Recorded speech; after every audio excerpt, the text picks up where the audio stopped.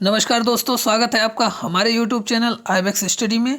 और आज हम आपके लिए जनरल नॉलेज के क्वेश्चंस लेकर आए हैं जिनकी सहायता से आप प्रैक्टिस कर सकते हैं अपने एग्जाम में सफलता पाने के लिए। तो चलिए देर न करते हुए हम शुरू करते हैं क्वेश्चंस।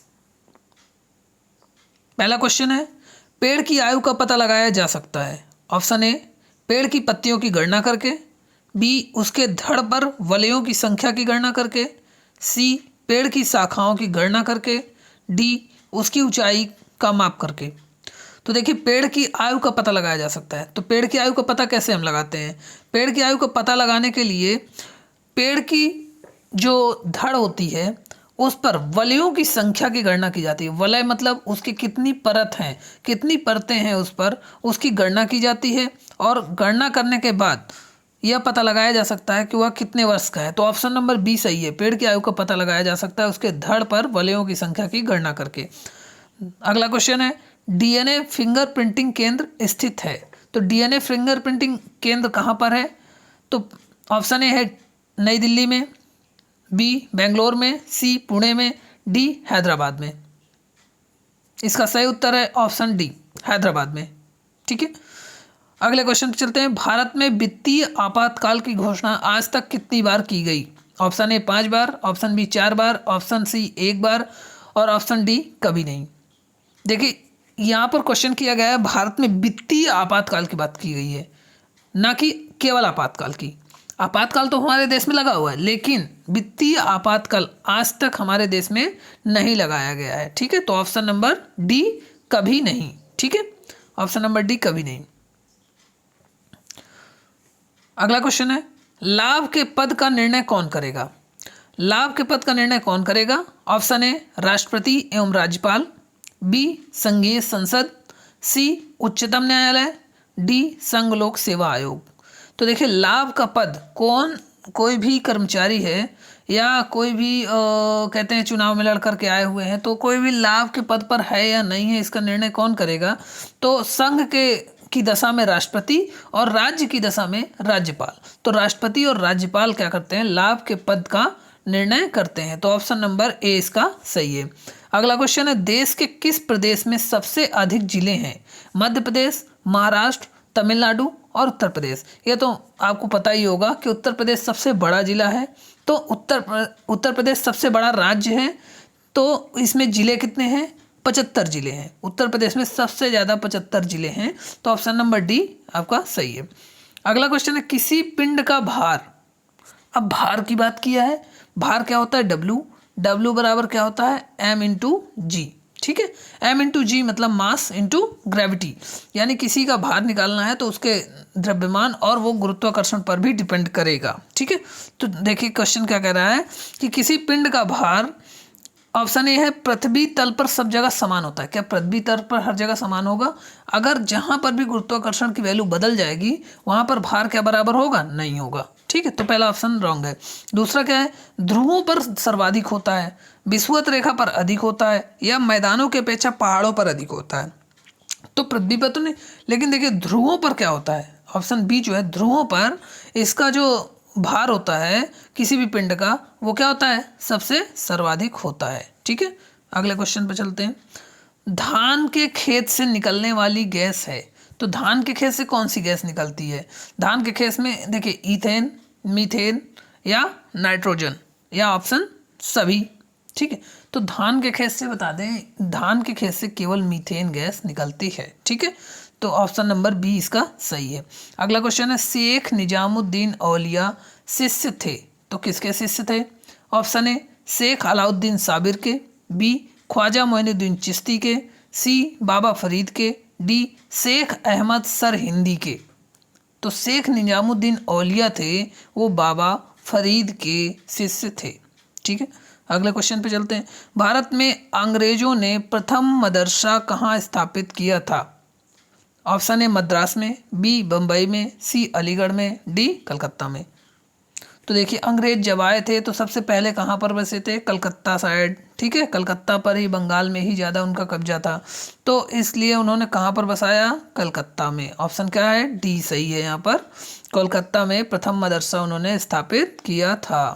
अगला क्वेश्चन है, कॉर्बेट नेशनल पार्क, देखिए जिम कॉर्बेट नेशनल पार्क भी कहा जाता है, किस जिले में स्थित है? तो जिम कॉर्बेट आपको पता है कि उत्तराखंड में है।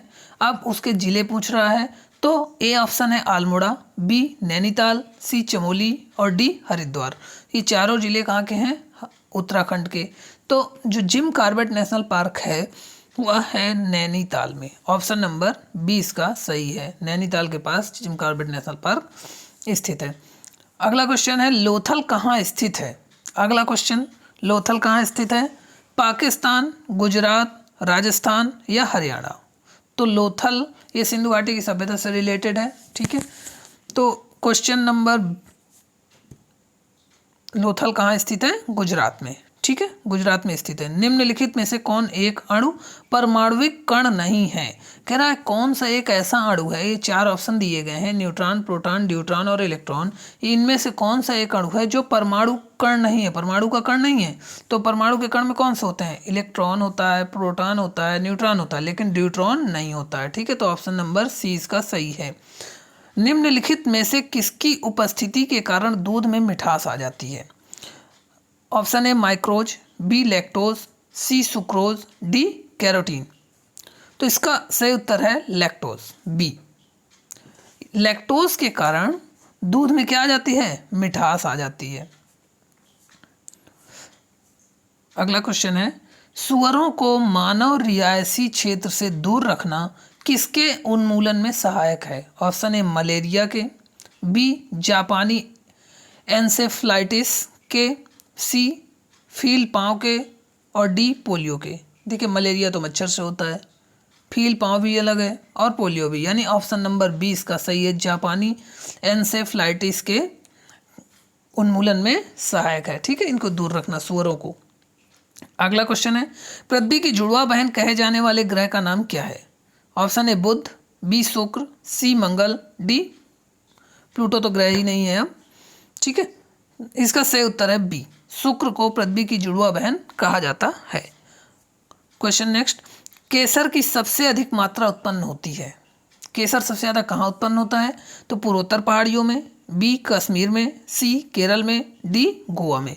तो सबसे ज़्यादा जो केसर पाया जाता है वह कश्मीर में होता है। अगले क्वेश्चन पे चलते हैं। गरीबी उन्मूलन का नारा किस पंचवर्षीय योजना में दिया गया था? देखिए कई पंचवर्षीय योजनाएं लागू की गई थी। पंचवर्षीय योजनाएं में सब में अलग अलग कृषि के लिए, उद्योग के लिए अलग अलग योजनाओं में नारा दिया गया था। तो गरीबी उन्मूलन का नारा जो दिया गया था वह पंचवर्षीय योजना में दिया गया था। गरीबी हटाने के लिए, गरीबी के उन्मूलन के लिए नारा दिया गया था कि पंचम पंचवर्षीय योजना में। अगला मनुस्मृति मुख्यतः किससे संबंधित है? तो मनुस्मृति ऑप्शन है समाज व्यवस्था से, बी कानून से, सी अर्थशास्त्र से, डी राज्य कार्य पद्धति से। तो इसका सही उत्तर है समाज व्यवस्था से, ठीक है। मनुस्मृति जो है क्या है? समाज व्यवस्था से संबंधित है। द इंडियन स्ट्रगल नामक प्रसिद्ध पुस्तक किसने लिखी? Option A Maulana Abul Kalam Azad, B Jawaharlal Nehru, C Lala Lajpat Rai, D Subhash Chandra Bose. तो देखिए द इंडियन स्ट्रगल भारत का जो स्ट्रगल था उसके बारे में किसने लिखा हुआ है? सुभाष चंद्र बोस ने यह प्रसिद्ध पुस्तक लिखी थी, सुभाष चंद्र बोस। अखिल भारतीय कांग्रेस की प्रथम महिला अध्यक्ष कौन थी? देखिए भारतीय राष्ट्रीय कांग्रेस था, उसके अखिल भारतीय राष्ट्रीय जो कांग्रेस था उसके पहली महिला अध्यक्ष कौन थी? ऑप्शन है Shrimati Annie Besant, B Shrimati Sarojini Naidu, C Shrimati Nalini Sen Gupta, D Aruna Asaf Ali. तो ऑप्शन ए इसका सही है, श्रीमती एनी बेसेंट। अगला क्वेश्चन है जनगणना 2011 के अनुसार उत्तर प्रदेश में सर्वाधिक लिंगानुपात वाला जिला कौन सा है? तो कौन सा ऐसा जिला है जिसमें सबसे ज़्यादा लिंगानुपात है? आजमगढ़, देवरिया, जौनपुर, प्रतापगढ़। इसका जो सही उत्तर है वह है जौनपुर। जौनपुर में लिंगानुपात क्या है? सबसे सर्वाधिक है उत्तर प्रदेश में, ठीक है। संसद के दोनों सदनों का संयुक्त सत्र कौन बुला सकता है? देखिए संयुक्त सत्र किसको बुलाने का अधिकार है? यानी लोकसभा और राज्यसभा दोनों सत्र हो गए, और तीसरा संसद का भाग है राष्ट्रपति, यानी राष्ट्रपति क्या करते हैं, दोनों सदनों को एक साथ बुला सकते हैं। तो ऑप्शन ए इसका सही उत्तर है। अगला क्वेश्चन है, ज्ञानपीठ पुरस्कार किस क्षेत्र वालों को दिया जाता है? ज्ञानपीठ पुरस्कार किसको किसको दिया जाता है? तो ऑप्शन ए साहित्य, बी इतिहास, सी नाटक, डी नृत्य। ज्ञानपीठ पुरस्कार किससे संबंधित है? साहित्य से संबंधित है। ऑप्शन ए सही उत्तर है। अगला क्वेश्चन है, ट्रांसफार्मर प्रयुक्त होते हैं। देखिए ट्रांसफार्मर किस में प्रयुक्त होते हैं?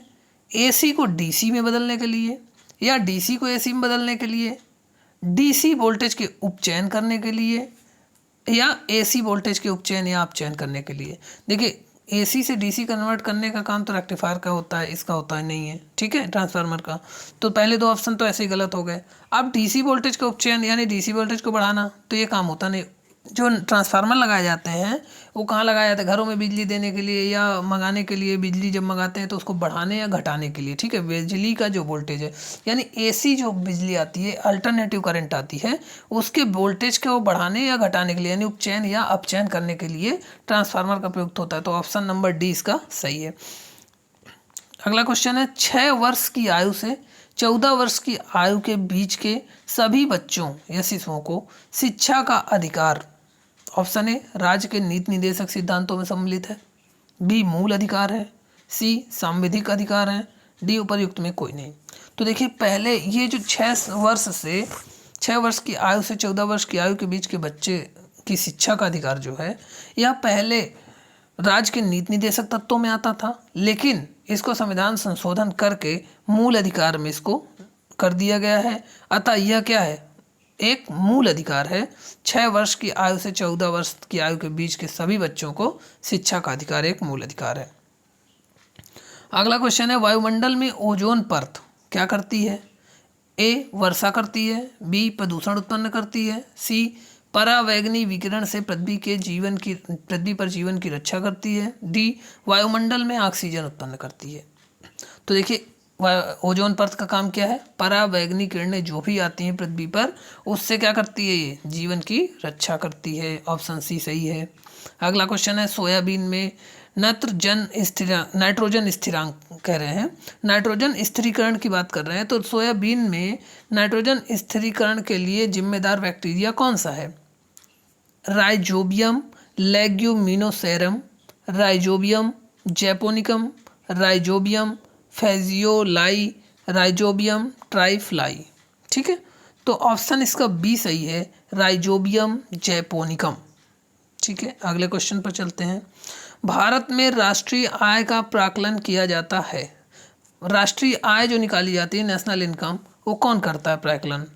तो पहला ऑप्शन है योजना आयोग द्वारा, बी केंद्रीय सांख्यिकी संगठन द्वारा, सी भारतीय सांख्यिकी संस्थान द्वारा, राष्ट्रीय प्रतिदर्श सर्वेक्षण संगठन द्वारा। तो देखिए राष्ट्रीय आय जो नेशनल इनकम निकाली जाती है वो CSO निकालता है, केंद्रीय सांख्यिकी संगठन द्वारा। Option number B. अगला क्वेश्चन है, चाणक्य बचपन में किस नाम से जाने जाते थे? ए अजय, बी चाणक्य, सी विष्णुगुप्त, डी देवव्रत। तो चाणक्य को बचपन में कहा जाता था विष्णुगुप्त। ऑप्शन नंबर सी सही है। ये लास्ट क्वेश्चन है, सर्वेंट्स ऑफ इंडिया सोसाइटी के संस्थापक कौन थे? तो सर्वेंट्स ऑफ इंडिया सोसाइटी जो एक बनाई गई थी वो किसके द्वारा बनाई गई थी? ऑप्शन है मदन मोहन मालवीय, सरोजनी नायडू, जस्टिस रानाडे या गोपाल कृष्ण गोखले। तो इसका जो सही उत्तर है वह है ऑप्शन डी, गोपाल कृष्ण गोखले। गोपाल कृष्ण गोखले ने सर्वेंट्स ऑफ इंडिया सोसाइटी के स्थापना की थी, तो वह उसके संस्थापक थे। तो आज के क्वेश्चन यहीं पर समाप्त होते हैं। ऐसे ही और भी वीडियो देखने के लिए हमारे चैनल को लाइक और सब्सक्राइब करें। हमारे चैनल जितने जो भी आपके कमेंट हों वो कमेंट बॉक्स पर लिखना ना भूलें। ठीक है, अगर वीडियो आपको अच्छा लगा है तो लाइक ज़रूर करें और अपने दोस्तों में ज़्यादा से ज़्यादा शेयर करें। Thank you.